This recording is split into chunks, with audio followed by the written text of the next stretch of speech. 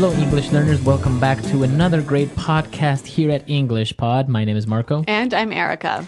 And today we're going to be talking about one of our favorite topics, as always. Food. Food. We're going to be at a restaurant. And, one of the most difficult or embarrassing things to deal with at a restaurant is what to say when you don't like the food or when it's bad quality food. Right. So maybe we have to complain about the food or maybe even the service, right? That's right. And in this lesson, we're going to be learning some really wonderful words and phrases that you can use when you need to complain about the food or the service in a restaurant.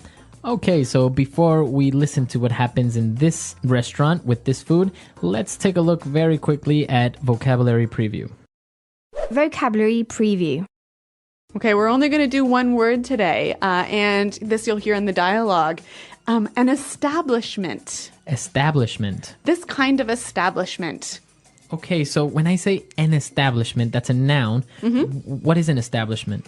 It's basically a fancy word for a business or a restaurant in this case. In this case, it's a restaurant. Yep. But in general, you can say it's a business. So you have a very fine establishment. That's right. So an establishment, a type of business, a place of business, really. Very good. All right, so now it's time for us to listen to our dialogue. We're going to find out what's going on here. Apparently, there is a very angry customer, and we're going to find out why.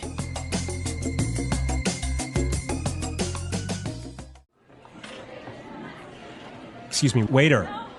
Yes, sir. What can I do for you? I've been sitting here for the past 20 minutes and no one has offered me a glass of water, brought any bread to the table, and our appetizers haven't been served yet. In this kind of establishment, I'd expect much better service. I'm sorry, sir. I'll check on your order right away. Relax, honey. The place is busy tonight, and I've heard the food is amazing. Anyway. Here you are, sir. The foie gras for the lady and a mushroom soup for you. Waiter! I ordered a cream of mushroom soup with asparagus. The soup is obviously too runny and it's over-seasoned. It's completely inedible. Okay, I do apologize for that. Can I bring you another soup, or would you like to order something else? Take this foie gras back as well. It's rubbery and completely overcooked. And look at the portion size. How can you charge $25 for a sliver of duck liver? Right away, sir. Honey, come on. The foie gras was fine. Why are you making such a big deal? Are you trying to get our meal comped again? What do you mean? We are paying for this, and I'm shelling out my hard-earned bucks. I expect value for money. Here you are, sir. I hope it is all right now. The chef has prepared it especially for you. Yes, fine.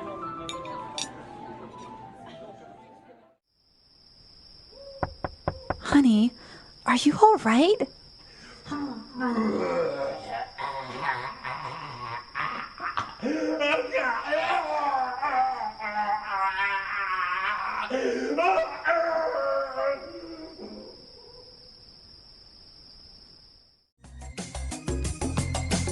Well, I guess that's one lesson, hey? If you're in a restaurant, don't be too rude to the waiter. You never know what's going to happen. The waiter and the cook, right? Yeah, you don't want to offend that kitchen staff.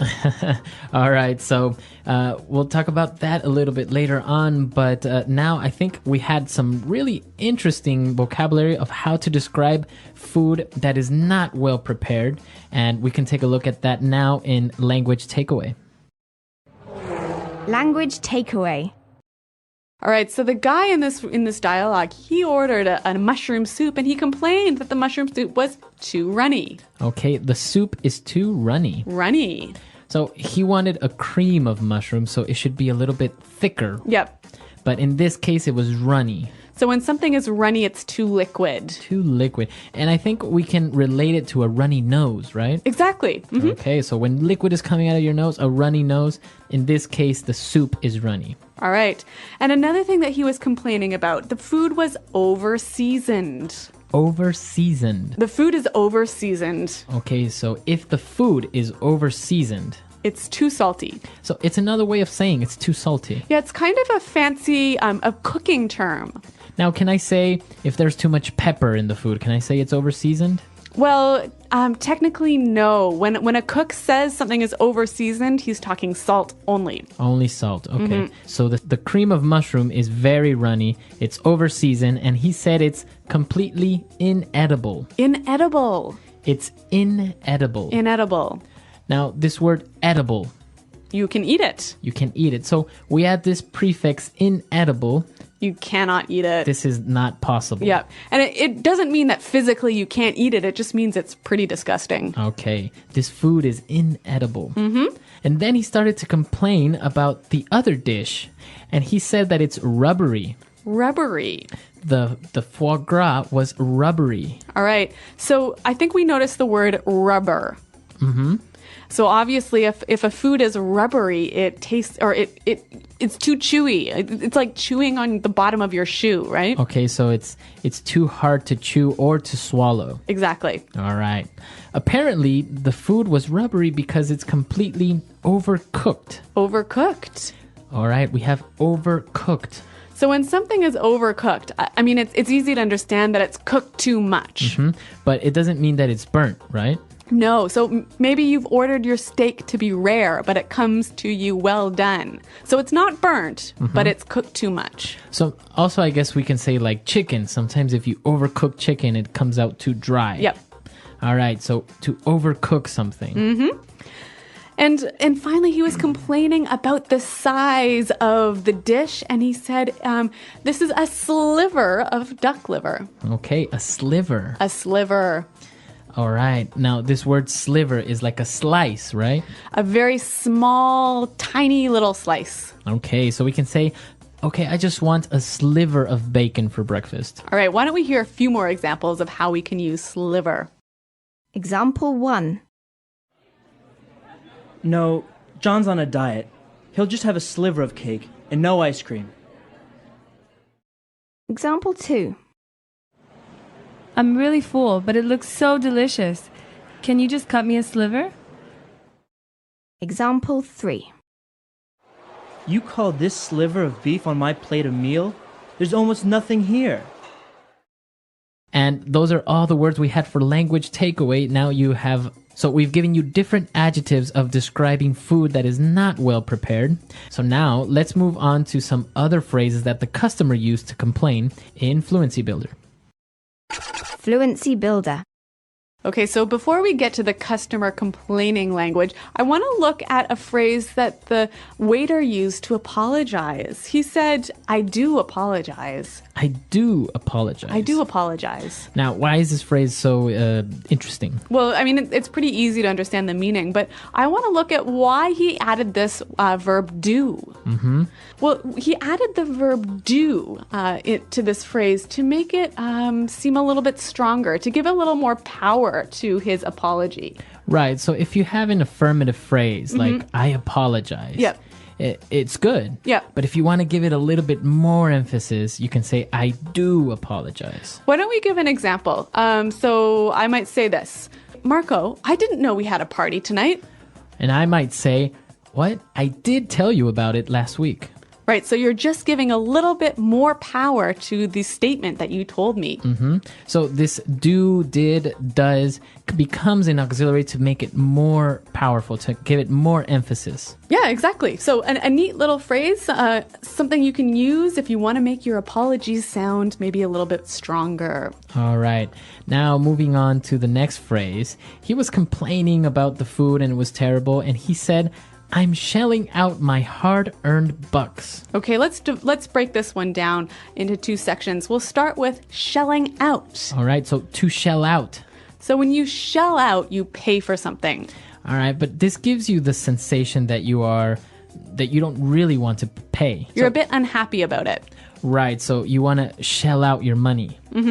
Why don't we listen to some examples to show us how we can use this phrase to shell out? Example 1. Great. It's my girlfriend's birthday this month, so I'm going to have to shell out for a present. Example 2. I really want those shoes, but I can't really afford to shell out $400. Example 3. I can't believe it. Ella shelled out the $800 for the tickets. I thought I would have to pay. All right, so now that we understand shell out, let's move on to the second part of that sentence. My hard-earned bucks.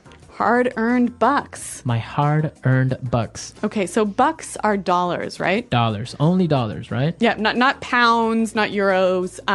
But his hard-earned bucks is money he had to work really hard for.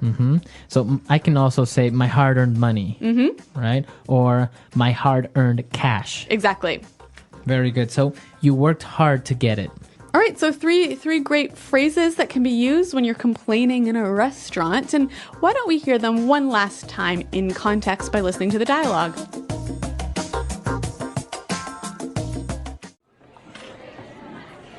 Excuse me, waiter. Yes, sir. What can I do for you? I've been sitting here for the past 20 minutes and no one has offered me a glass of water, brought any bread to the table, and our appetizers haven't been served yet. You know, in this kind of establishment, I'd expect much better service. I'm sorry, sir. I'll check on your order right away. Relax, honey. The place is busy tonight, and I've heard the food is amazing. Anyway, Here you are, sir. The foie gras for the lady and a mushroom soup for you. Waiter! I ordered a cream of mushroom soup with asparagus. The soup is obviously too runny and it's over-seasoned. It's completely inedible. Okay, I do apologize for that. Can I bring you another soup, or would you like to order something else? Take this foie gras back as well. It's rubbery and completely overcooked. And look at the portion size. How can you charge $25 for a sliver of duck liver? Right away, sir. honey, come on. The foie gras was fine. Why are you making such a big deal? Are you trying to get our meal comped again? What do you mean? We are paying for this, and I'm shelling out my hard-earned bucks. I expect value for money. Here you are, sir. I hope it is all right now. The chef has prepared it especially for you. Yes, fine.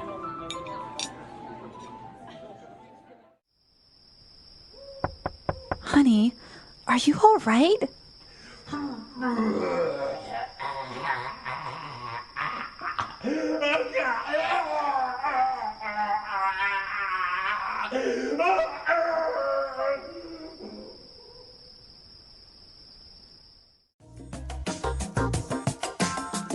So complaining at a restaurant and actually sending food back is not uncommon in the US. Yeah, of course. If the food's bad, of course you're going to send it back. But maybe in other cultures, I think people would be a little bit more reluctant to do something like this. Yeah. But hey, you know what's an interesting thing about the way Americans eat in restaurants is sometimes at the end of the meal, if they haven't finished everything, they might ask for a doggy bag. A doggy bag, yeah. Yeah.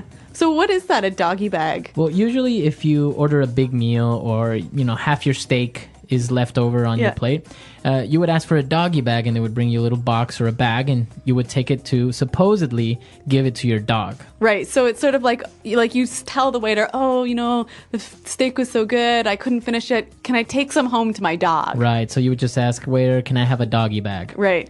But it's sort of like code for, I'm going to eat this tomorrow for lunch. Exactly. Because people wouldn't really give it to their dogs. Yeah. I mean, that steak wrapped up in a fancy sort of foil swan is going to be pretty delicious the next day. right. Yeah, it's actually very common in the US, but in other countries, people will leave Yeah. entire plates of food on the It'd be table. totally impolite to ask the waiter to pack up the food for you. Exactly. Yep. So a little bit of cultural differences, but we want to know what you think and how things are done maybe in your country with complaining or sending food back or even this whole doggy bag situation. That's right. Why don't you visit our website, englishpod.com, and tell us about it. All right. We'll be there to answer any questions or comments, but we got to go now. So until then, Goodbye. bye.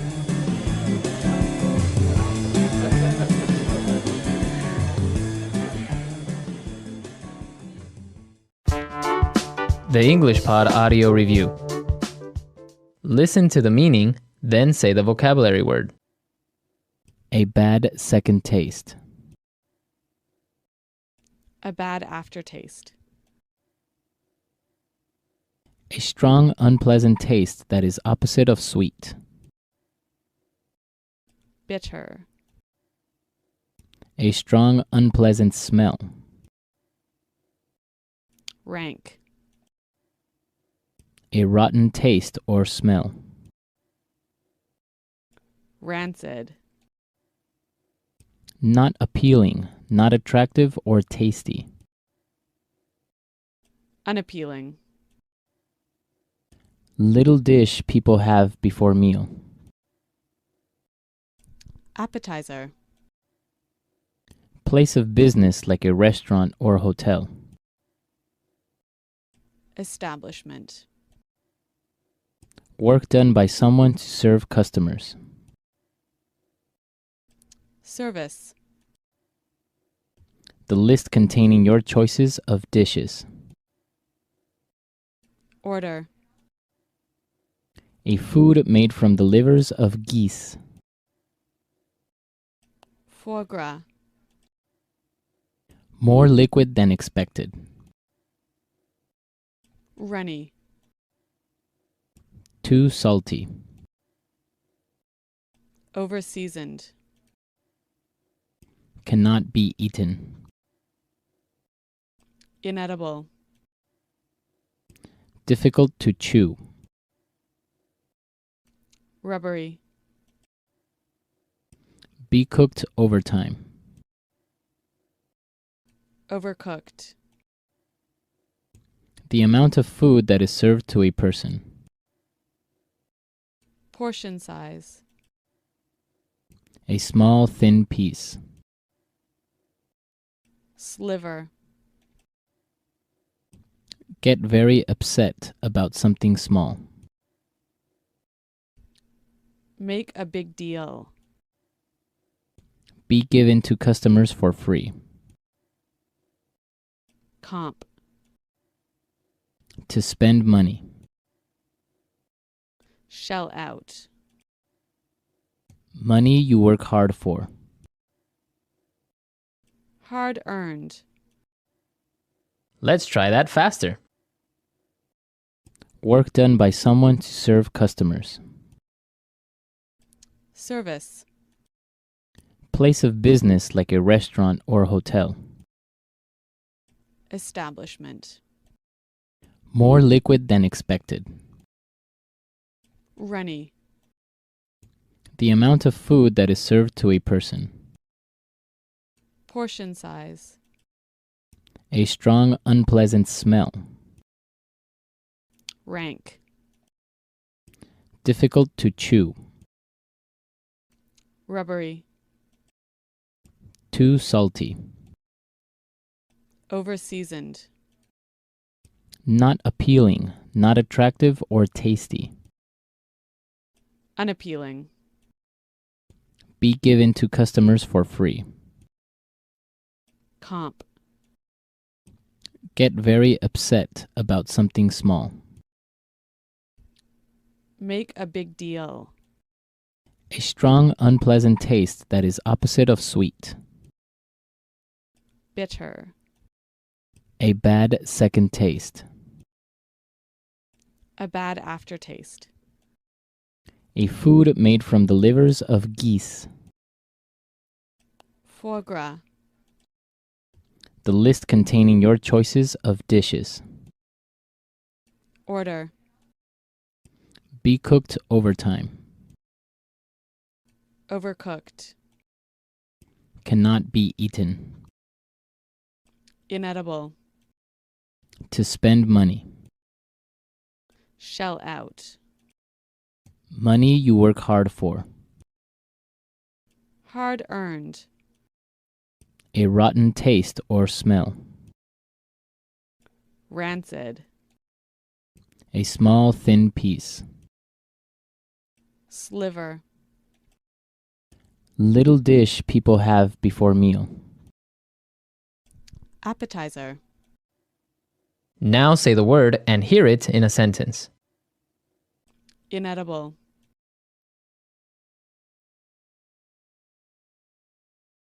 This fish tastes terrible. It's completely inedible. Inedible.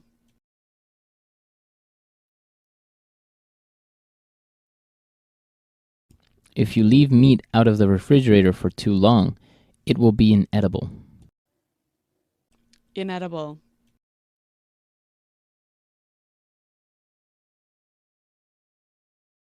Are you sure you can eat that? Aren't the flower decorations on cakes inedible? Rubbery.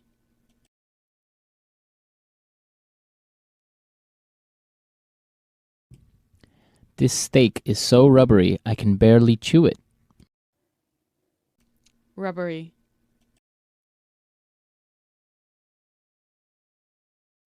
If the meat is so rubbery, why don't you send it back? Rubbery.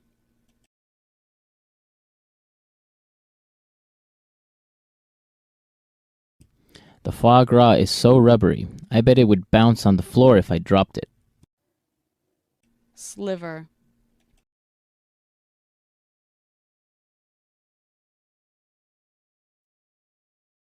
No, John's on a diet. He'll just have a sliver of cake and no ice cream. Sliver.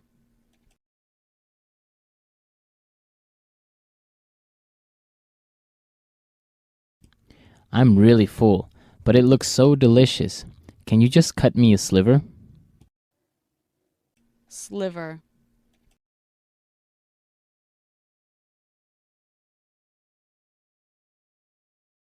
You call this sliver of beef on my plate a meal? There's almost nothing here. Hard earned.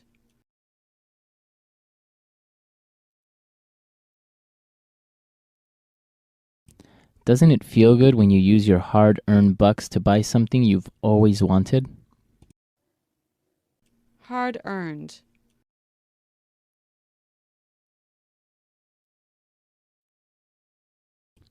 I refuse to spend my hard-earned bucks on someone who won't appreciate it. Hard earned.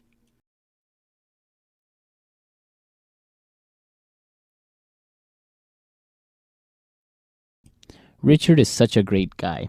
Every year he would donate his hard-earned bucks to a different charity.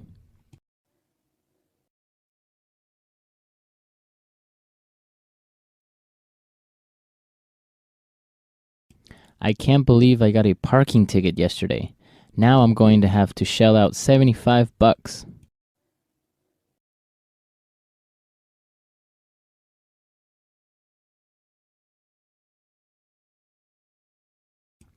It's me and my girlfriend's 5-year anniversary on Saturday, so I'm going to shell out for a nice dinner and a pair of nice earrings.